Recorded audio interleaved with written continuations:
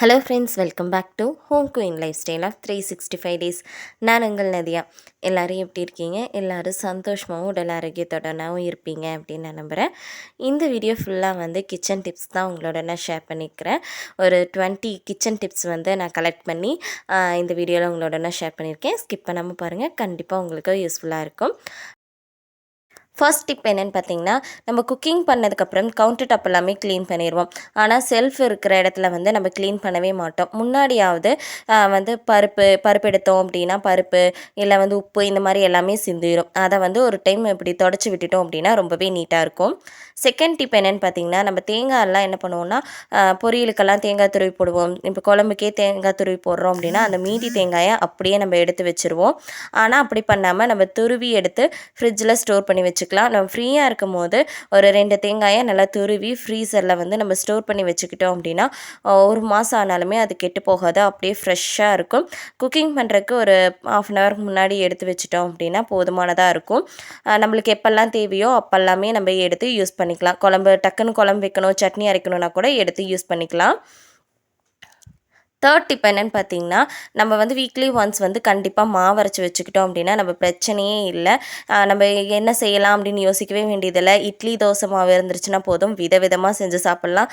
இட்லி, தோசை, ஊத்தாப்பம், இந்த பணியாரம் இந்த மாதிரி நிறைய செஞ்சு சாப்பிட்லாம். அதனால் இட்லி தோசை மாவு ஆட்டி வச்சுக்கோங்க.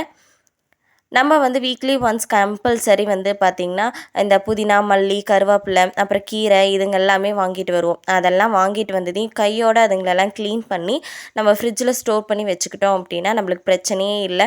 ஒரு 2 நாள் கழித்து நம்ம க்ளீன் பண்ணிக்கலாம், நம்ம ஃப்ரீயாக இருக்கும்போது பண்ணிக்கலாம் அப்படின்னு சொல்லிட்டு விட்டுட்டோம் அப்படின்னா அது அப்படியே ஒரு மாதிரி வாடி போய் ஒரு சில டைம் மல்லி எல்லாமே அழுகி போன மாதிரி ஆயிரும். ஃப்ரெஷ்ஷாக இருக்கும்போது நம்ம கிள்ளி வச்சோம் அப்படின்னா கடகடன்னு கிள்ளிடலாம். ஒரு 10 நிமிஷம் தான் ஆகும் புதினா எல்லாம் கிள்ளி முடிக்கிறதுக்கு. அதனால் எப்போ வாங்கிட்டு வந்தீங்க அப்படின்னாலுமே கையோட கிள்ளி எடுத்து ஃப்ரிட்ஜில் ஸ்டோர் பண்ணி வச்சுக்கோங்க. ஃபிஃப்த் டிப் என்னென்னு பார்த்தீங்கன்னா, நம்ம ஆயில் கண்டெய்னர் ஆகட்டும், இல்லை நம்ம மசாலா எல்லாம் போட்டு வைக்கிற பாக்ஸ் ஆகட்டும், எல்லாத்தையுமே நம்ம காலி ஆயிடுச்சு அப்படின்னா உடனே நம்ம அப்படியே ஃபில் பண்ணி வச்சுருவோம். அப்படி ஃபில் பண்ணி வைக்காமல் அதை நல்லா வாஷ் பண்ணிவிட்டு அந்த அன்னைக்கு நல்லா அதை பாக்ஸை ஃபுல்லாக தொடச்சிட்டு அதுக்கப்புறம் நம்ம ஃபில் பண்ணி வச்சோம் அப்படின்னா அந்த கண்டெய்னருமே பார்க்குறக்கு ரொம்பவே பளபளன்னு சூப்பராக இருக்கும். நம்ம தனியாக இதுக்குன்னு ஒரு நாள் ஒதுக்கி எல்லா ஜாரையும் கழுவணுங்கிற அவசியம் இருக்காது. சிக்ஸ்த்து டிப் என்னென்னு பார்த்தீங்கன்னா, நம்ம கிச்சனில் குக்கிங் பண்ணிகிட்டு இருக்கும்போது நம்ம அப்படியே அடுப்பு மேலே அந்த கரண்டியை வணக்கிட்டு வச்சுருவோம். அப்படி வச்சுறதுனால அடுப்பு ஃபுல்லாக ரொம்பவே கசகசன்னு இருக்கும். அதுக்கு பதிலாக நம்ம ஒரு தட்டு ஒன்று எடுத்து வச்சு அது மேலே வச்சுட்டோம் அப்படின்னா அந்த இடம் ரொம்ப கசகசன்னு ஆகாது, க்ளீன் பண்ணுறதுக்குமே ஈஸியாக இருக்கும். 7th டிப் என்னென்னு பார்த்தீங்கன்னா, நம்ம குக்கர் வச்சுட்டோம் அப்படின்னா ஒரு சில டைம் கஞ்சி வடிஞ்சு அந்த இடம் ஃபுல்லாக கஞ்சி ஆயிரும். அதே மாதிரி பால் வச்சுட்டோம் மறந்துட்டோம் அப்படின்னாலுமே பால் பொங்கி அந்த இடம் ஃபுல்லாக கசகசன்னு ஆயிரும். இந்த மாதிரி ஆயிடுச்சு, நம்ம அப்புறமேல் க்ளீன் பண்ணிக்கலாம் அப்படின்னு சொல்லிவிடாமல் கையோட ஒரு ஈரத்துணியை வச்சு நம்ம தொடச்சி விட்டுட்டோம் அப்படின்னா அந்த இடம் நல்லா நீட்டாக சுத்தமாக ஆயிரும். ட்ரை பண்ணி பாருங்கள். நெக்ஸ்ட் டிப் என்னென்னு பார்த்தீங்கன்னா, நம்ம பால் வாங்கிட்டு வந்தோம் அப்படின்னா அந்த பாலை கட் பண்ணிட்டு இந்த சின்ன பிசர் மட்டும் அப்படியே கீழே போட்டுருவோம். அதுக்கு பதிலாக அந்த பாக்கெட்குள்ளேயே போட்டு வச்சுட்டோம் அப்படின்னா இந்த பாக்கெட்டெல்லாம் பாலித்தீன் கவரெல்லாம் அவ்வளோ சீக்கிரம் மக்கி போகிறதில்ல. அப்படிங்கிறதுனால இப்போ தனியாக இதை போட சொல்கிறாங்க. அப்படி போடுறதுக்குமே இந்த ஒரு சிலது மிஸ் ஆகி போகாமல் இதுக்குள்ளேயே இருந்துக்கும். இந்த சின்ன பிசுறு கூட இதுக்குள்ளேயே இருந்துக்கும். நெக்ஸ்ட் டிப் என்னென்னு பார்த்தீங்கன்னா, நம்ம குக்கிங் பண்ணி முடிச்சதுக்கப்புறமா டப்பாங்கள் எல்லாமே எடுத்து வைக்கும்போது சும்மா ஒரு ட்ரை கிளாத் வச்சு தொடச்சிட்டு அதுக்கப்புறம் எடுத்து வச்சிட்டோம் அப்படின்னா பார்க்குறக்கு பளபளன்னு இருக்கும், க்ளீனாகவுமே இருக்கும். வீக்லி ஒன்ஸ் நம்ம வாஷ் பண்ணி எடுத்து வச்சுக்கிட்டோம்னா போதுமாக இருக்கும். நம்ம ஜாடியிலேருந்து எல்லாத்தையுமே இந்த மாதிரி தொடச்சி வச்சிட்டோம்னா சூப்பராக இருக்கும். நெக்ஸ்ட் இப்போ என்னென்னு பார்த்தீங்கன்னா, நம்ம இந்த எல்லாத்து வீட்லையுமே இந்த செராமிக் கப்புங்கள்லாம் இருந்திருக்கும். அதெல்லாம் உடஞ்சி போன கப்புங்களெல்லாம் என்ன பண்ணுறதுன்னு தெரியாமல் அப்படியே தூக்கி போடாமல் இந்த மாதிரி மணி பிளான்ட் எல்லாம் வச்சுக்கிட்டோம் அப்படின்னா பார்க்கறக்கு ரொம்பவே அழகாக இருக்கும். அதே போல் நம்மளுக்கு ப்ளசண்ட்டாக இருக்கும். 10 டேஸ்க்கு ஒன்ஸ் தண்ணி ஊற்றுனீங்கன்னா போதும், அது வரைக்குமே அந்த செடிங்க நல்லா தளன்னு சூப்பராக இருக்கும், பார்க்கறக்கும் நல்லாயிருக்கும்.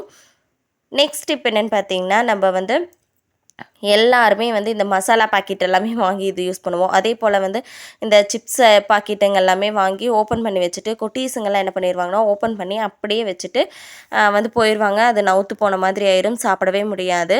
அதுக்கு இந்த மாதிரி கிளிப்பை நம்ம ஆன்லைன்லேயே ஆகட்டும் ஆஃப்லைன்லேயே ஆகட்டும் இந்த மாதிரி கிளிப் இருக்குது. இந்த மாதிரி கிளிப்பு கூட நீங்கள் வாங்கி யூஸ் பண்ணலாம். இல்லை எனக்கு இந்த கிளிப்பெல்லாம் வேண்டாப்பா அப்படின்னு நீங்கள் நினச்சிங்க அப்படின்னா நம்ம வீட்டில் எல்லாத்து வீட்லேயும் மேக்ஸிமம் இந்த டிக்டாக் பின் வச்சுருப்போம். இந்த பின்னே போதும். நான் அந்த கிளிப் யூஸ் பண்ணுறதை விட இந்த இந்த டிக்டாக் பின் தான் நான் அதிகமாக யூஸ் பண்ணுறேன்.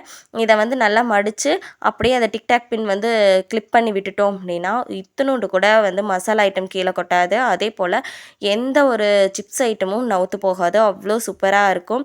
ட்ரை பண்ணி பார்த்துட்டு இந்த டிப் எப்படி இருக்குது அப்படின்னு சொல்லிட்டு கண்டிப்பாக கமெண்ட்டில் ஷேர் பண்ணுங்கள். பாருங்கள், இத்தினோண்டு கூட அந்த மசாலா ஐட்டம் வந்து கீழே கொட்டவே இல்லை. நெக்ஸ்ட் டிப் என்னென்னு பார்த்தீங்கன்னா, முந்தின நாளே வந்து நாளைக்கு வந்து இந்த காய் செய்யலாம் அப்படின்னு டிசைட் பண்ணிட்டு முந்தின நாளே நம்ம ஃப்ரீயாக இருக்கும்போது காய் எல்லாமே கட் பண்ணி வச்சுக்கிட்டோம் அப்படின்னா நெக்ஸ்ட் டே வந்து காலையில் எழுந்திரிச்சு டக்குன்னு குயிக்காக நம்ம வந்து எவ்வளோ லேட்டாக எழுந்திரிச்சாலும் கடகடன்னு நம்ம குக்கிங் பண்ணிடலாம். முந்தின நாள் கட் பண்ணி வைக்கும்போது நம்மளுக்குமே வேலை சட்டுன்னு முடிகிற மாதிரி இருக்கும். நெக்ஸ்ட் இப்போ என்னென்னு பார்த்துட்டிங்கன்னா, நான் ஃப்ரிட்ஜில் வந்து எந்த ஒரு மேட்டுமே நான் யூஸ் பண்ணுறது கிடையாது. அப்படியே தான் நான் வச்சு யூஸ் பண்ணிகிட்ருக்கேன். மாவு எல்லாமே உள்ளே எடுத்து வைக்கும் போதாகட்டும், இல்லை நம்ம வந்து ஏதாவது டப்பாங்களெல்லாம் எடுத்து வெளியே வச்சுட்டு மறுபடியும் ஃப்ரிட்ஜில் எடுத்து வைக்கும்போது அங்கே ஏதாவது தூசி இருந்துச்சுன்னா அது அப்படியே வந்து ஃப்ரிட்ஜ் ரேக்கில் வந்து அப்படி இப்படியே இதாகி ரொம்ப கசகசன்னு இருக்கிற மாதிரி இருக்கும்.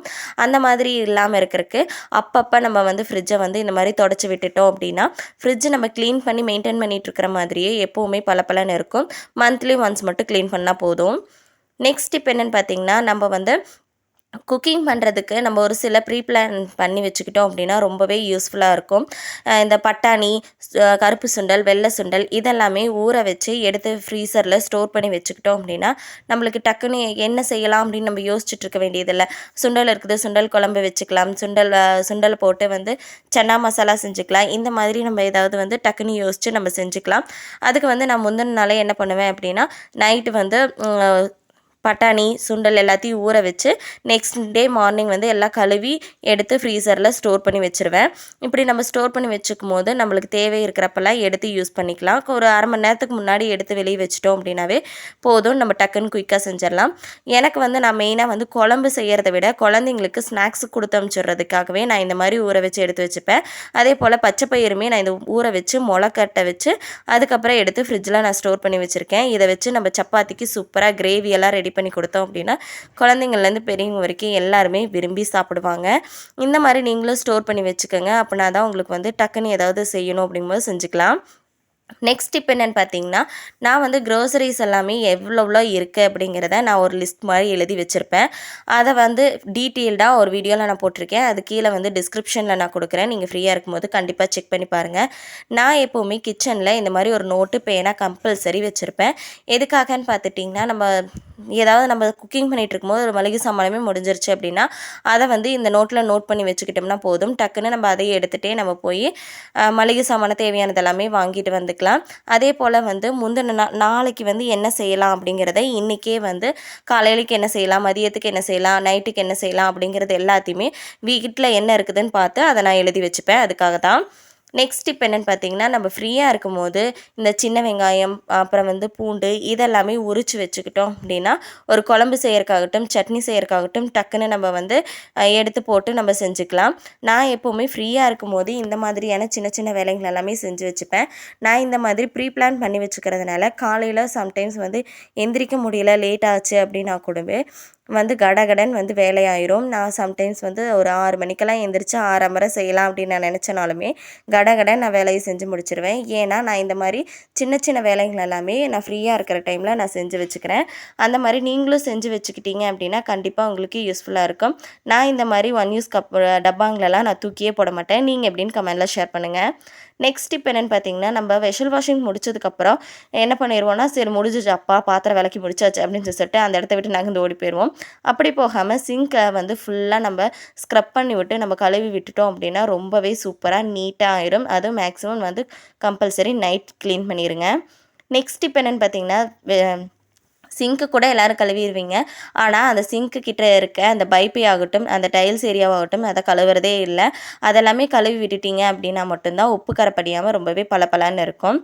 நெக்ஸ்ட் இப்போ என்னென்னு பார்த்துட்டிங்கன்னா, வெஷல் வாஷிங் எல்லாம் முடிச்சுட்டு நைட் வந்து இந்த நம்ம யூஸ் பண்ண இந்த ப்ரஷ் எல்லாத்தையுமே வாஷ் பண்ணி எடுத்து வச்சுட்டோம் அப்படின்னா அதுலேருந்து அடிக்கடி வர அந்த ஸ்மெல் வரும். அப்புறம் சீக்கிரமாக பிஞ்சு போகிறது இந்த மாதிரியெல்லாம் இல்லாமல் ரொம்ப நாளைக்கு வரும். ட்ரை பண்ணி பாருங்கள். அதுக்கப்புறம் இந்த சிங்க் ஏரியாலாம் அடைக்குது அப்படின்னு சொல்லிட்டு நிறைய பேர்த்துக்கு இந்த பிரச்சனை இருக்கும். அப்போ வந்து நம்ம வந்து 2 நாளைக்கு ஒரு டைம் நல்லா தண்ணியை கொதிக்க வச்சு அந்த சிங்க்கில் நம்ம ஊற்றி விட்டுட்டோம் அப்படின்னா அந்த அடைச்சிருக்கிற அடைப்பெல்லாமே கிளியர் ஆயிரும். இதோட இந்த வீடியோ முடிஞ்சிருச்சு. இந்த வீடியோவில் நான் சொல்லியிருக்கேன் இந்த 20 டிப்ஸில் உங்களுக்கு எந்த டிப்ஸ் வந்து ரொம்ப யூஸ்ஃபுல்லாக இருக்குது அப்படின்னு சொல்லிட்டு கண்டிப்பாக கமெண்டில் ஷேர் பண்ணுங்கள். இந்த வீடியோ உங்களுக்கு பிடிச்சிருக்கு அப்படின்னா ஒரே ஒரு லைக் மட்டும் பண்ணிடுங்க. தேங்க்ஸ் ஃபார் வாட்சிங். Keep supporting me. பாய்.